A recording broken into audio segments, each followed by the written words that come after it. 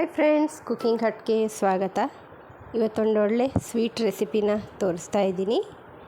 ಇಲ್ಲಿ ಮೊದಲಿಗೆ ನಾನು 1 ಲೀಟ್ರ್ ಹಾಲನ್ನು ಹಾಕ್ತಾಯಿದ್ದೀನಿ. ಈ ಕಡೆ ಪಾತ್ರೆಗೆ 1 ಲೀಟ್ರ್ ಹಾಲನ್ನ ಹಾಕ್ತಾಯಿದ್ದೀನಿ. ಇದನ್ನು ನಾವು ಪನ್ನೀರನ್ನು ಮಾಡ್ಕೋಬೇಕಾಗತ್ತೆ. ಅದಕ್ಕೋಸ್ಕರ ಈ ಕಡೆ 1 ಲೀಟ್ರ್ ಹಾಲನ್ನು ಹಾಕಿದ್ದೀನಿ. ಇನ್ನರ್ಧ ಲೀಟ್ರ್ ಹಾಕ್ತಾಯಿದ್ದೀನಿ. ಹಾಕಿ ಇದನ್ನು ಕಾಯಿಸ್ಕೊಳ್ಳೋಣ ಚೆನ್ನಾಗಿ, ಬಾಯ್ಲ್ ಬರೋವರೆಗೂ. ಹಾಗೆ ನಾನು ಈ ಕಡೆ ಇನ್ನೊಂದು ಕಡಾಯಿನ ಇಟ್ಟಿದ್ದೀನಿ. ಅದರಲ್ಲಿ ಅರ್ಧ ಲೀಟರ್ ಹಾಲನ್ನು ಹಾಕ್ತಾಯಿದ್ದೀನಿ. ಟೋಟಲಾಗಿ 1.5 ಲೀಟ್ರ್ ಹಾಲಿದೆ. ತುಂಬಾ ಈಸಿಯಾಗಿ ಮಾಡ್ಬೋದು ಈ ಒಂದು ರೆಸಿಪಿನ. ಈ ಹಬ್ಬಗಳಲ್ಲಿ ತುಂಬಾ ಬೇಗ ಹಾಗೆ ಕಡಿಮೆ ಸಾಮಗ್ರಿಗಳಿಂದ ಈ ಒಂದು ರೆಸಿಪಿನ ನೀವು ಮಾಡ್ಬೋದು.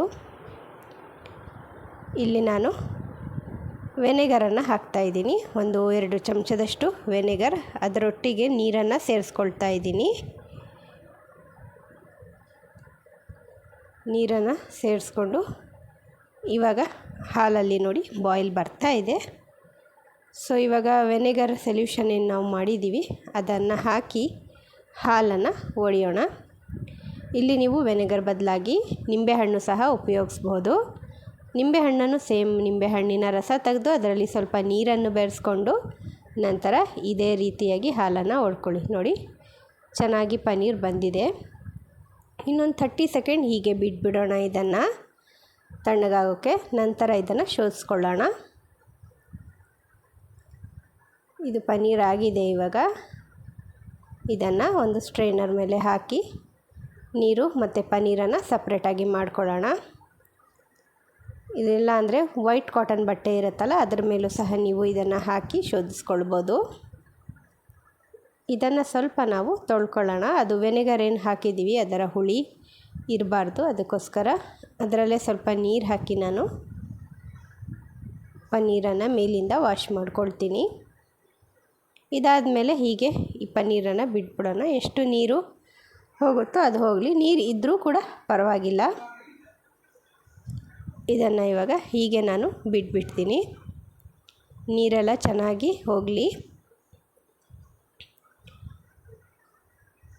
ಈ ಕಡೆ ಒಂದು ಕಡಾಯಿಯಲ್ಲಿ ಹಾಲು ಹಾಕಿದ್ದೆ ಅಲ್ಲ, ಅದೆಲ್ಲ ನೋಡಿ ಈ ಥರ.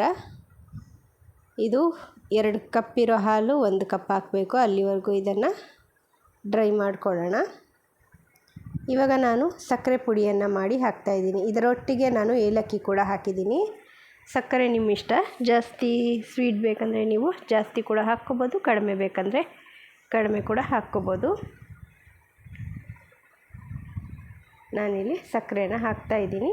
ಅದರೊಟ್ಟಿಗೆ ಏಲಕ್ಕಿ ಪುಡಿ ಕೂಡ ಮಾಡಿದ್ದೀನಿ. ಸೇರಿಸ್ಕೊಳ್ಳೋಣ. ಹಾಗೆ ನೀವು ಸಕ್ಕರೆ ಪುಡಿ ಮಾಡೋದು ಬೇಡ, ಹಾಗೆ ಹಾಕಬೇಕಂದ್ರೂ ಹಾಗೆ ಕೂಡ ಹಾಕ್ಬೋದು. ಅದರಲ್ಲೇ ಸಕ್ಕರೆ ಕರಗುತ್ತೆ. ಇವಾಗ ನೋಡಿ ಪನ್ನೀರ್ ರೆಡಿಯಾಗಿದೆ. ಇದನ್ನು ಇವಾಗ ಅದೇ ಮಿಕ್ಸಿ ಜಾರ್ಗೆ ನೋಡಿ ಒಂದು ಸ್ವಲ್ಪ ಗೋಡಂಬಿನ ಹಾಕ್ತಾಯಿದ್ದೀನಿ. ಒಂದು 7ರಿಂದ 10 ಗೋಡಂಬಿಯನ್ನು ಹಾಕಿ ಪುಡಿ ಮಾಡ್ಕೊಳ್ಳೋಣ. ಇದರಿಂದ ನಮ್ಮ ಏನು ಬರ್ಫಿ ಮಾಡ್ತಾಯಿದ್ದೀವಿ ಅದಕ್ಕೆ ತುಂಬಾ ಒಳ್ಳೆ ಟೇಸ್ಟ್ ಬರುತ್ತೆ. ಹಾಗೆ ನಾನಿಲ್ಲಿ ಇದನ್ನು ಪೌಡ್ರನ್ನು ಮಾಡ್ಕೊಳ್ತಾ ಇದ್ದೀನಿ. ಇದನ್ನು ಸ್ವಲ್ಪ ಗೋಡಂಬಿಯನ್ನು ಪೌಡ್ರ್ ಮಾಡ್ಕೊಂಡಾದಮೇಲೆ ಇದರೊಟ್ಟಿಗೆ ಪನ್ನೀರನ್ನು ನಾನು ಹಾಕ್ತೀನಿ. ಇವಾಗ ಪನ್ನೀರನ್ನು ಹಾಕಿ ಮಿಕ್ಸಿಯಲ್ಲಿ ರುಬ್ಕೊಳ್ಳೋಣ ಇದರೊಟ್ಟಿಗೆ. ಆಗ ತುಂಬ ಚೆನ್ನಾಗಿ ನೈಸಾಗಿ ಬರುತ್ತೆ. ತುಂಬ ಬೇಗ ಕೂಡ ಆಗುತ್ತೆ. ನೋಡಿ, ಈ ಥರ ಹಾಕಿಬಿಟ್ಟು ನಾನು ಪೇಸ್ಟನ್ನು ರುಬ್ಕೊಳ್ತೀನಿ. ಇವಾಗ ಅದಕ್ಕೆ ಸ್ವಲ್ಪ ನೀರಿದ್ರೂ ಪರವಾಗಿಲ್ಲ ಅಂತ ಹೇಳಿದ್ದು. ನಾವಿವಾಗ ಅದು ಹಾಲಲ್ಲಿ ಹಾಕಿ ಬೇಯಿಸಿದಾಗ ನೀರೆಲ್ಲ ಹೋಗುತ್ತೆ. ಹಾಗೆ ಇದನ್ನು ಹಾಕಿ ನಾನು ರುಬ್ಕೊಳ್ತೀನಿ. ಚೆನ್ನಾಗಿ ಪೇಸ್ಟ್ ಆಗುತ್ತೆ ಇದರಲ್ಲಿ. ನೀವು ಮಿಕ್ಸಿ ದೊಡ್ಡ ಜಾರಿದ್ದರೆ ಆ ದೊಡ್ಡ ಜಾರಲ್ಲಿ ಒಂದೇ ಸತಿ ಹಾಕಿ ಒಂದು ಸತಿ ತಿರುಗಿಸಿದ್ರೆ ಸಾಕು, ಪೇಸ್ಟ್ ರೆಡಿ ಆಗುತ್ತೆ. ನನ್ನ ರೆಸಿಪೀಸ್, ನನ್ನ ಚಾನಲ್ ನಿಮಗೆ ಇಷ್ಟ ಆಗ್ತಾಯಿದೆ ಅಂದರೆ ನನ್ನ ಚಾನಲ್ನ ಸಬ್ಸ್ಕ್ರೈಬ್ ಮಾಡ್ಕೊಳ್ಳಿ, ಲೈಕ್ ಶೇರ್ ಕಮೆಂಟ್ಸ್ ಕೂಡ ಮಾಡಿ. ಇಲ್ಲಿ ಇವಾಗ ಪೇಸ್ಟ್ ಏನಿದೆ ರೆಡಿಯಾಗಿದೆ. ತೋರಿಸ್ತೀನಿ ಎಷ್ಟು ನೈಸಾಗಿ ಬಂದಿದೆ ನೋಡಿ. ತುಂಬಾ ಚೆನ್ನಾಗಿ ಬರುತ್ತೆ, ಅಷ್ಟೇ ಟೇಸ್ಟ್ ಕೂಡ ಇದೆ. ಇಲ್ಲಿ ಹಾಲು ನೋಡಿ, ಈ ಥರ ಚೆನ್ನಾಗಿ ಕಾದಿದೆ ಹಾಲು. ಸಕ್ಕರೆ ಕೂಡ ಮಿಕ್ಸ್ ಆಗಿದೆ ಇದರೊಟ್ಟಿಗೆ. ಇವಾಗ ನಾವೇನು ಪೇಸ್ಟ್ ಮಾಡ್ಕೊಂಡಿದ್ದೀವಿ ಅದನ್ನು ಇದಕ್ಕೆ ಸೇರಿಸ್ಕೊಳ್ಳೋಣ. ಇವಾಗ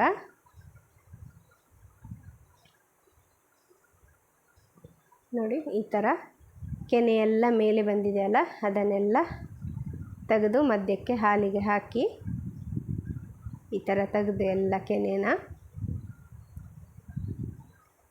ಇದಕ್ಕೆ ಫುಲ್ ಫ್ಯಾಟ್ ಮಿಲ್ಕ್ ಇದ್ದರೆ ತುಂಬಾ ಚೆನ್ನಾಗಾಗುತ್ತೆ ಬರ್ಫಿ, ಅಷ್ಟೇ ಟೇಸ್ಟಿಯಾಗೂ ಕೂಡ ಬರುತ್ತೆ.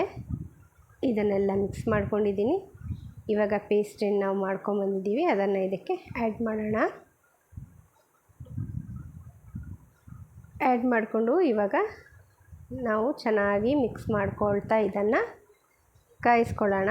ಯಾವ ರೀತಿ ಬರಬೇಕಂದ್ರೆ ಎಲ್ಲ ಉಂಡೆ ಥರ ಆಗಿ ಬರ್ಫಿ ರೀತಿಯಾಗಿ ಒಟ್ಟಿಗೆ ಆಗುತ್ತೆ, ಅಲ್ಲಿವರೆಗೂ ಇದನ್ನು ನಾವು ಮಿಕ್ಸ್ ಮಾಡ್ಕೋಬೇಕು. ಒಂದು 15 ನಿಮಿಷ ಇದಕ್ಕೆ ಬೇಕಾಗುತ್ತೆ.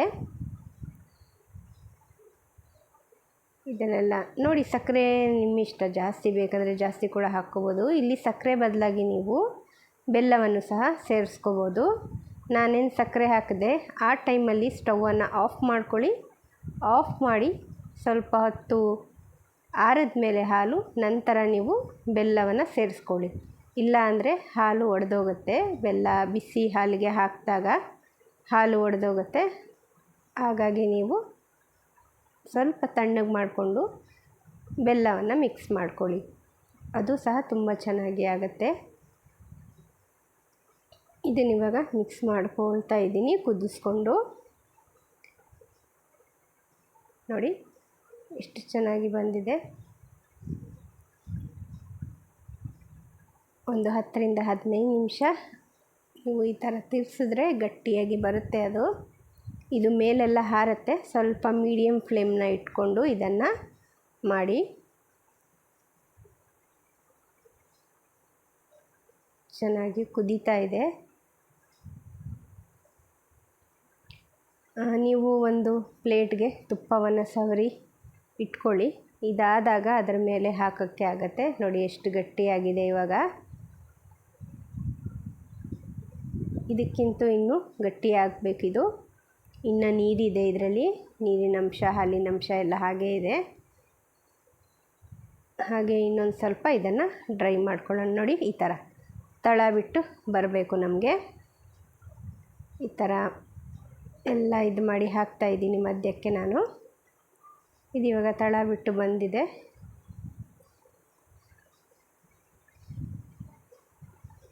ಚೆನ್ನಾಗಿ ಮಿಕ್ಸ್ ಮಾಡ್ಕೊಳ್ಳೋಣ.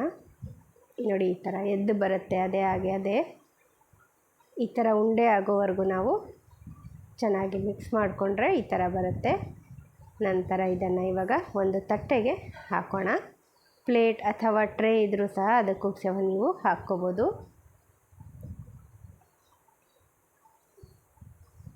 ಇದಿವಾಗ ಆಗಿದೆ ನೋಡಿ, ಈ ಥರ ಉಂಡೆ ಥರ ಆಗುತ್ತೆ, ಹಾಗೆ ಗಟ್ಟಿಯಾಗುತ್ತೆ. ತಳ ಬಿಟ್ಟು ಹಾಗೆ ಬರುತ್ತೆ ನೋಡಿ. ನಂತರ ಒಂದು ಪ್ಲೇಟಿಗೆ ತುಪ್ಪ ಸವರಿ ಇಟ್ಟಿದ್ದೆ ನಾನು, ಇದಕ್ಕೆ ಹಾಕ್ಕೊಳ್ತಾ ಇದ್ದೀನಿ. ಹಾಕ್ಕೊಂಡು ಚೆನ್ನಾಗಿ ಇದನ್ನು ಸ್ವಲ್ಪ ಪ್ರೆಸ್ ಮಾಡ್ತಾ ಶೇಪಲ್ಲಿ ನಾವು ಮಾಡೋಣ. ನಿಮ್ಗೆ ಯಾವ ಶೇಪ್ ಬೇಕೋ ಆ ಶೇಪ್ಗೆ ಈ ಒಂದು ಬರ್ಫಿನ ಕಟ್ ಮಾಡ್ಕೋಬೋದು.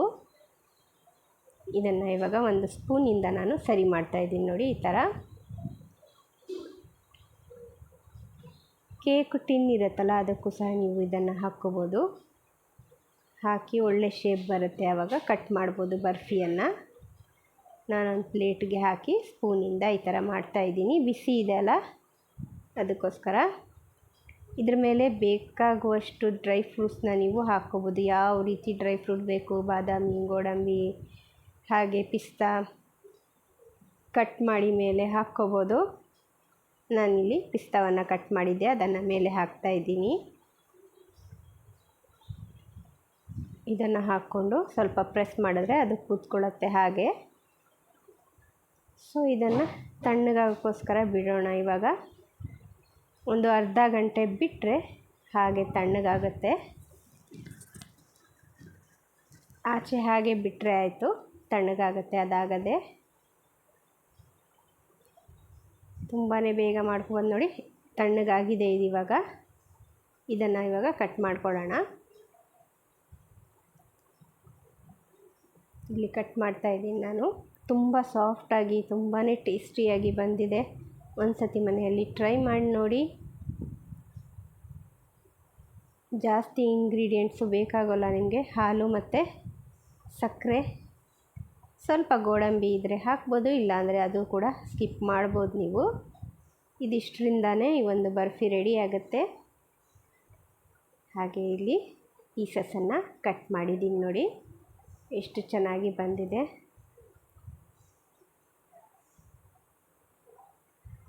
ತುಂಬಾ ಚೆನ್ನಾಗಿ ಬಂದಿದೆ ಬರ್ಫಿ.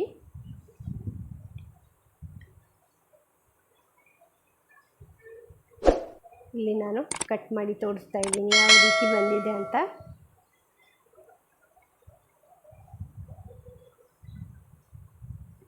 ತುಂಬ ಸಾಫ್ಟಾಗಿ ಚೆನ್ನಾಗಿ ಬಂದಿದೆ. ನಿಮಗೆ ಬರ್ಫಿ ಶೇಪಲ್ಲಿ ಬೇಡ ಅಂದರೆ ಲಡ್ಡು ಕೂಡ ಮಾಡ್ಕೋಬೋದು ಇದರಲ್ಲಿ.